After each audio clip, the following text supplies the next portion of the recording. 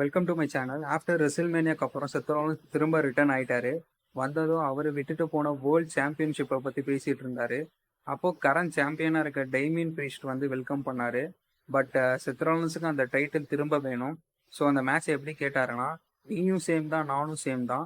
மணி இந்த பேங்கை வின் பண்ணி ரெசில்மேனியாவில் கேஷின் பண்ணி தான் வின் பண்ணேன். நானும் அப்படி தான் பண்ணேன். பட் என்னோட லெகசியை நான் தனியாக பில்ட் பண்ணேன். நீ எப்படி பண்ண போற? தனியாவா இல்லை ஜட்மெண்ட் டே கூட சேர்ந்து பண்ண போறியா அப்படின்னு கேட்டாரு. அதுக்கு டெய்மின் வந்து, நான் மணி இந்த பேங்கை கேஷின் பண்ணணும்னு நினைச்சதே உங்ககிட்ட தான், பட் ட்ரூ கிட்ட பண்ண வேண்டியதாயிடுச்சு. ஸோ அதெல்லாம் விடு, இது எப்படி இருக்குன்னு சொல்லு. 2 வீக்ஸ் கழிச்சு நடக்க போற மணி த பேங்க்ல Damian versus Seth for world heavyweight championship, இது எப்படி இருக்குன்னு கேட்டாரு. சும்மா விடுவார் நம்ம செத்ரோலான்ஸ், களத்துல சந்திப்போம்னு சொல்லிட்டு கிளம்பிட்டாரு. பட் அந்த மேட்ச் அபிஷியலா இன்னும் கன்ஃபார்ம் ஆகல.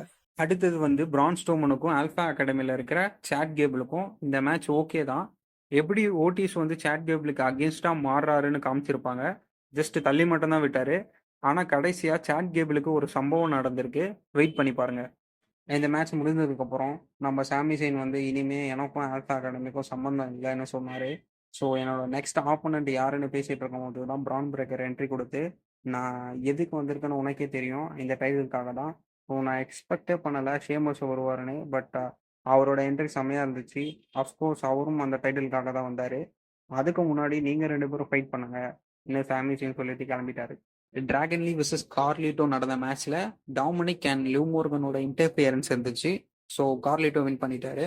பட் காமெடியான விஷயம் என்னன்னு பார்த்தீங்கன்னா, ஃபாதர்ஸ் டே அன்னைக்கு லிவ் மோர்கன் டாமினிக்கு விஷ் பண்ணியிருக்காங்க, ஹாப்பி ஃபாதர்ஸ் டே டேடி அப்படின்னு சொல்லிட்டு ட்விட்டர்ல. இதை நான் எதிர்பார்க்கல. ட்ரூ வந்து சிஎம் பங்க வம்புல பாருன்னு நினைச்சேன். பட் அவரால் எதுவுமே பேச முடியல. ஐ ஜஸ்ட் குவிட்னு சொல்லிட்டு கிளம்பிட்டாரு. எனக்கு தெரிஞ்சு ட்ரூக்கு ஒரு பிரேக் தேவைப்படலாம்.